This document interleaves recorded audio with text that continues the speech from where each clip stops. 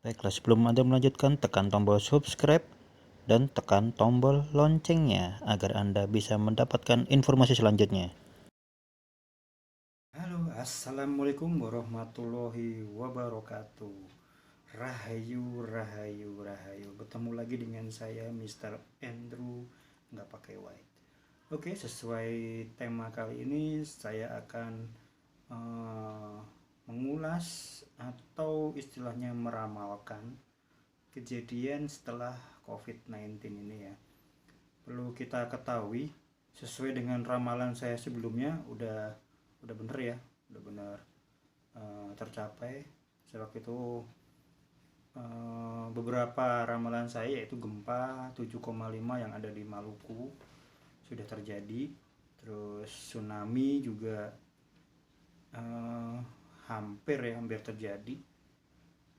Memang belum sih, tapi hampir hampir yang terjadi. Yang ada memang air laut memang lagi naik ya, tapi belum bukan tsunami sebetulnya, bukan tsunami, cuman air laut itu naik aja. Terus eh, meramalkan kapan sih sebetulnya COVID ini berakhir?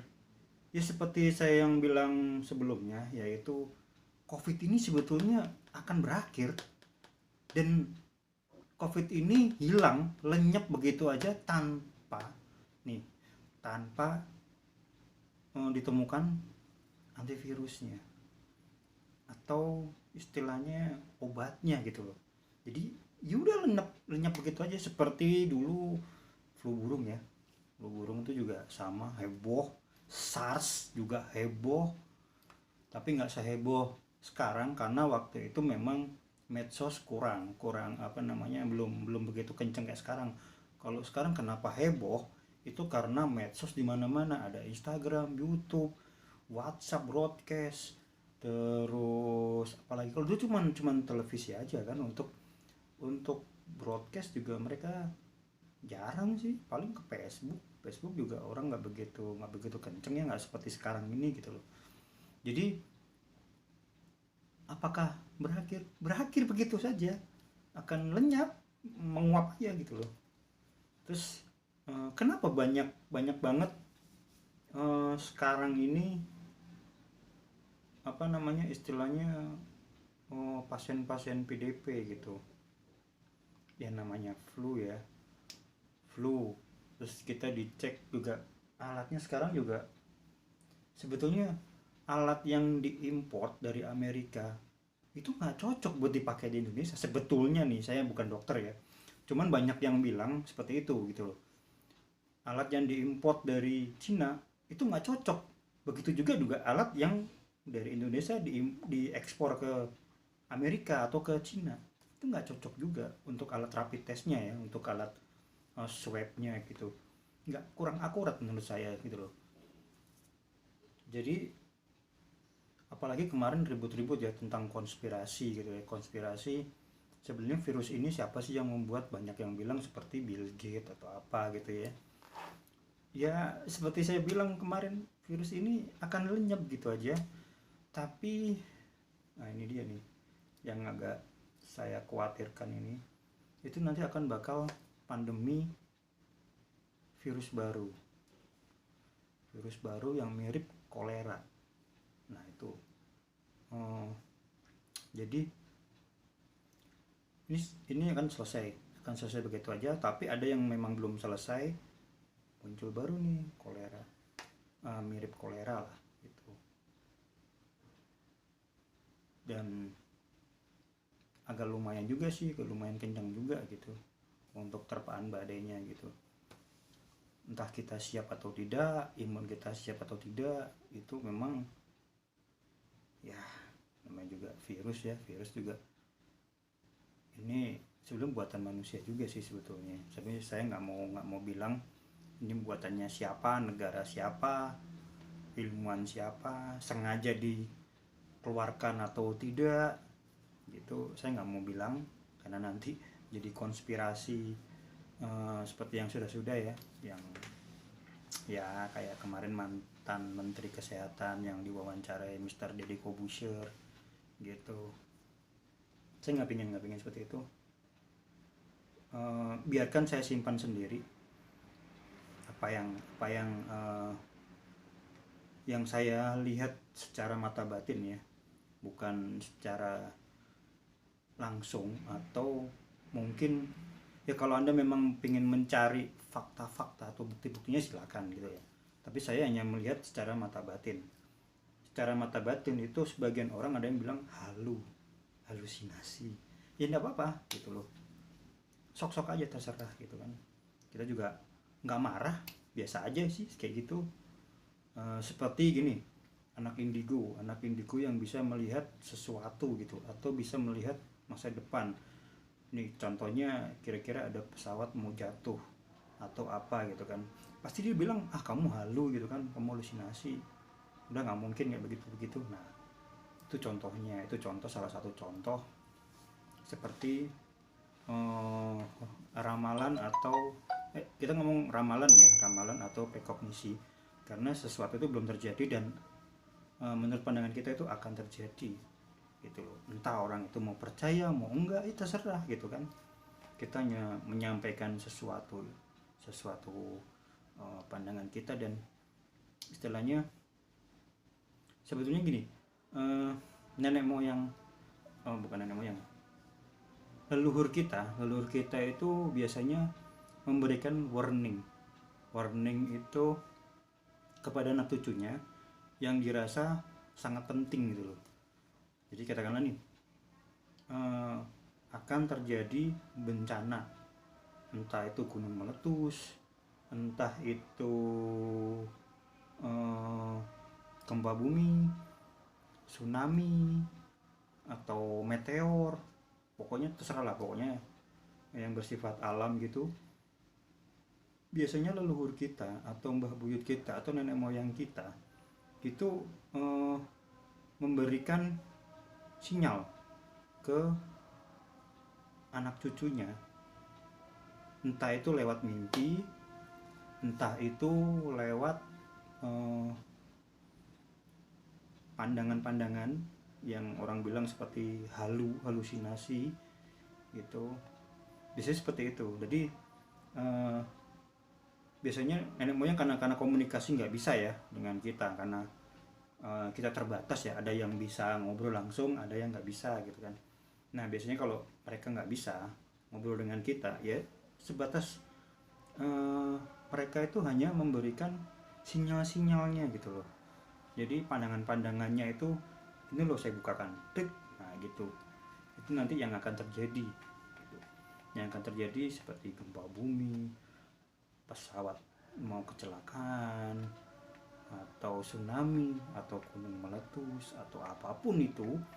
Biasanya para leluhur kita itu memberikan info ke kita. Cuman karena orang zaman sekarang itu gimana ya, kurang, bahkan saya lihat itu hanya 20% yang masih menjaga nama baik leluhurnya.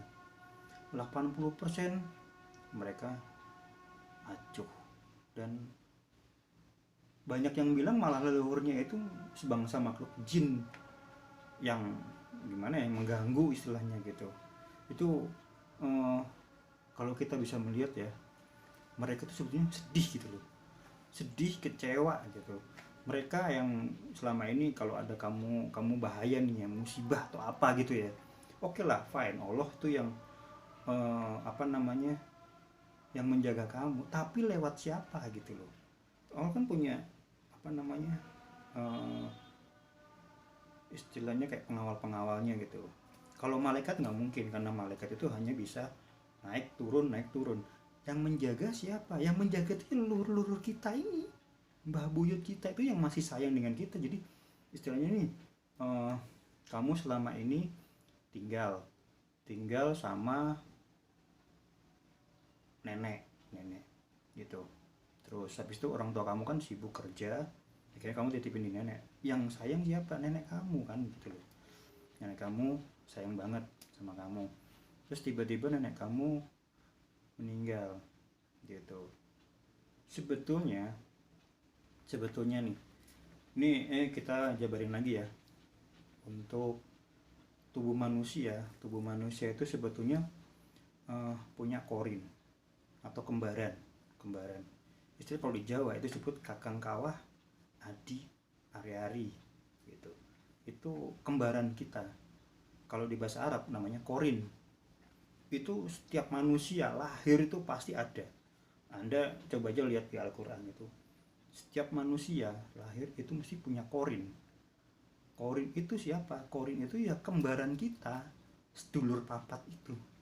Tapi kalau di Islam itu korin cuma satu, gitu loh. Kalau di Jawa korin kita itu 4. Atau istilahnya kalau di Islam itu malaikat, gitu. Israfil, Israel, Mikael, Jibril. Nah itu adalah sedulur papat kita. Kakang kawah, adi hari-hari, gede, lan puser.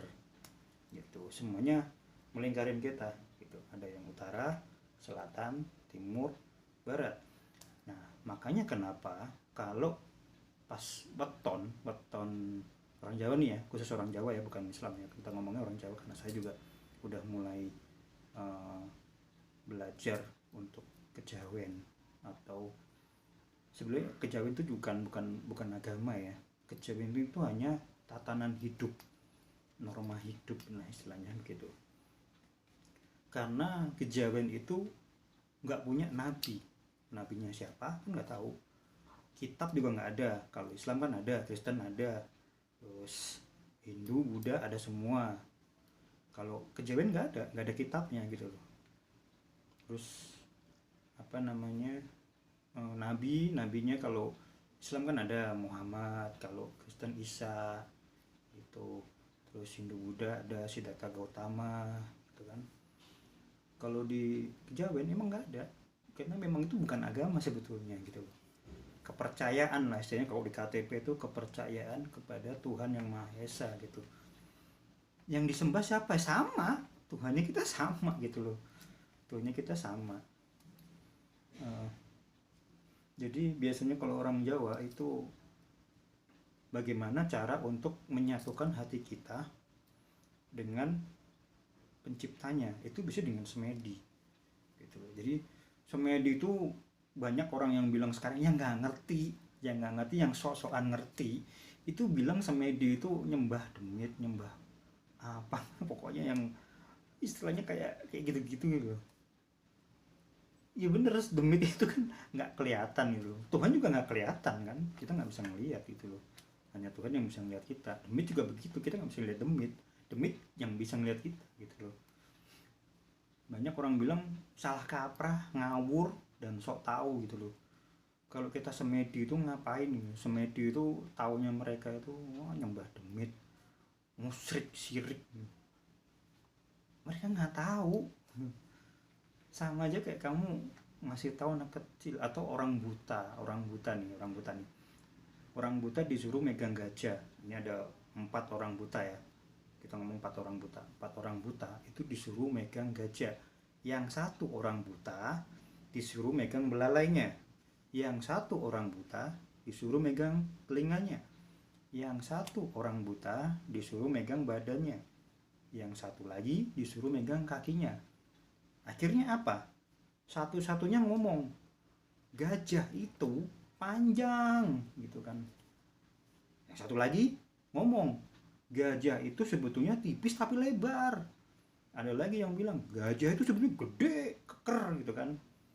Ada lagi yang bilang gajah itu apa namanya, kurus tapi keker gitu loh.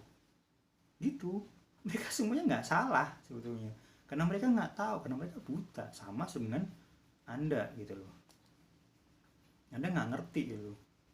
Tapi kadang-kadang sampai ngeyel gitu loh, sok tahu gitu. Ya makanya Anda itu harusnya belajarlah semuanya gitu. Belajar semuanya. Mungkin Anda mainnya kurang jauh. Saya bilangnya seperti itu gitu. Jadi ya sok taunya lebih tinggi lah. Dan kadang-kadang ada orang yang nggak ngerti, percaya nih, terus tiba-tiba dia ngasih tahu juga, sok-sokan juga gitu. Aduh, jadi ya kacau balau lah istilahnya, seperti itu. Jadi ngelantur ya. Tadi sampai apa ya? Sampai nenek moyang, leluhur kita itu ngejaga. Jadi sebetulnya itu leluhur kita itu benar-benar ngejaga kita banget ya.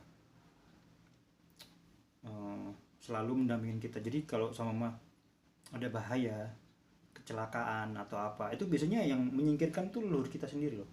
Dikatakan ini, Anda jalan nih, jalan ngelamun.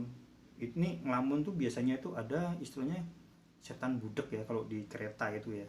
Ada filmnya juga. Itu memang bener.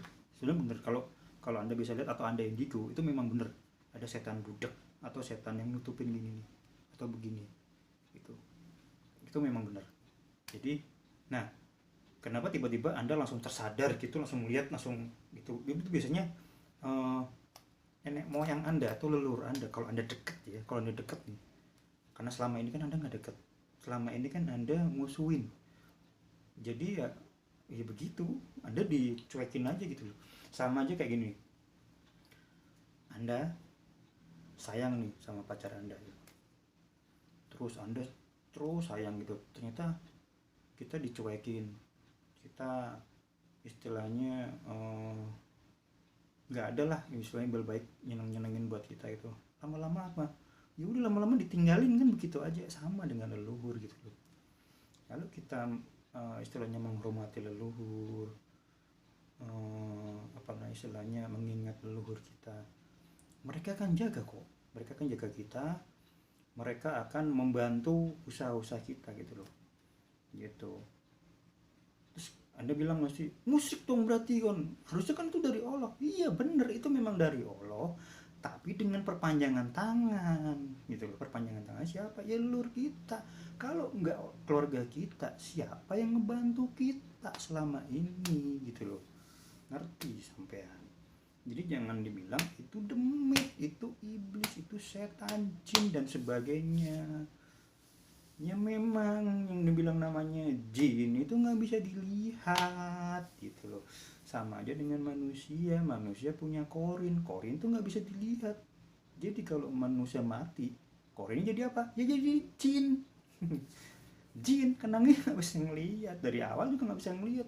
Sedulur papat kita kalau orang Jawa gitu kan. Kalau kita mati, jadi siapa? Jadi apa? Jadi jin gitu.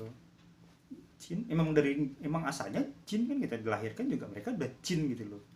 Mereka nggak bisa kelihatan gitu loh. Jadi seperti itu. Jadi semoga Anda paham ya. Jadi mulai saat ini ya nggak usah yang harus lebay-lebay gitu, yang seperti yang di Bali gitu memberi persembahan, nggak usah. Cukup aja Anda mendoakan. Kalau secara Islam itu kan biasanya kirim Al-Fatihah gitu, ila hadrotin siapa nama mbah. Anda hafal namanya aja udah, mereka udah seneng banget loh, serius. Anda hafal namanya, kirim Al-Fatihah itu, ya ampun, leluhur tuh udah seneng banget. Apalagi Anda datang ke makamnya gitu kan, langsung mendoakan, itu mereka lebih bahagia lagi. Ya ampun, anak cucuku ini ternyata mereka masih ingat sama aku. Mereka tuh sebetulnya hidup loh, hidup. Jadi uh, saya berikan penjelasan ya, bukan karena saya sok menggurui atau sok tahu ya.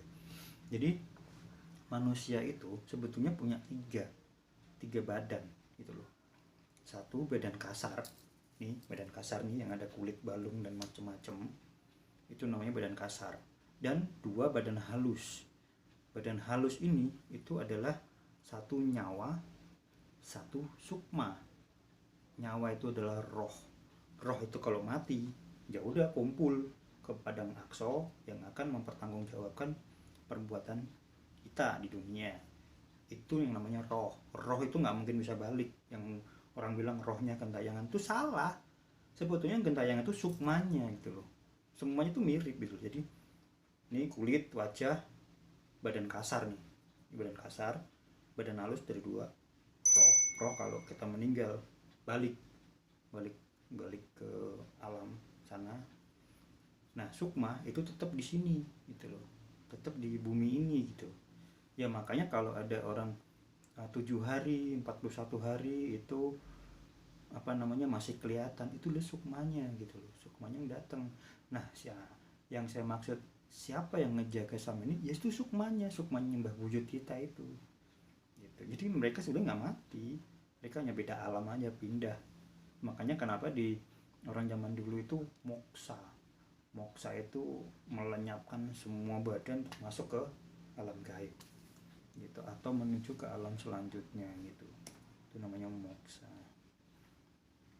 Nah kalau proses sebiasanya itu ya itu tadi, kalau proses yang selama ini, nah banyak kan, kenapa sih banyak yang orang ketemu itu istilahnya mbak-mbak kun gitu ya, kenapa mereka nangis gitu atau ketawa-ketawa gitu, sebetulnya mereka itu bingung gitu loh. Karena ini maaf ya, kalau di kejawen, diajaran kejawen itu diajarkan bagaimana alam selanjutnya itu kita ditatar gitu loh. Jadi diajarin dari zaman sekarang, dari sekarang ini itu. Kalau untuk saat ini ya maaf ya, saya belum menemukan semua agama yang memberikan pelajaran sukma ini nanti gimana nya. Hanya memberikan kalau kalau selama ini ya saya lihat agamanya ya, karena saya sendiri sebelumnya muslim gitu kan, jadi saya bukan murtad atau gimana, ya terserah lah kalau anda bilang saya murtad atau kafir atau gimana, terserah, whatever. Karena eh, belum ada yang memberikan istilahnya pelajaran kita ini sebenarnya gimana sih kalau setelah meninggal. Entah itu meninggal karena sakit, entah itu meninggal karena kecelakaan, atau meninggal karena yang lain-lain, dibunuh atau apa gitu kan, ya naudzubillah min dzalik, ya jangan sampai kejadian seperti itu gitu loh. Kebanyakan itu bingung, semuanya bingung gitu. Jadi begitu meninggal semuanya gelap gelap, jadi orang banyak bingung, aduh nangis gitu kan atau apa gitu gitu. Roh balik gitu, roh balik, dan banyak kan roh itu udah langsung kayak cuci otak, udah blank, gak ingat apa-apa, langsung balik. Sukma itu yang biasanya dia pulang ke rumah dan lihat orang udah banyak itu, dia nggak bisa ngapa-ngapain, nggak bisa ngobrol sama orang gitu. Kalau ada pun orang yang bisa lihat atau bisa ngobrol, itu memang udah level tinggi indigonya, level 1 sampai 10, dia udah level 9 10 yang bisa ngobrol gitu. Kalau yang cuman bisa ngeliat aja itu paling level 6 7 gitu. Merasakan itu level 45 yang merasakan gitu.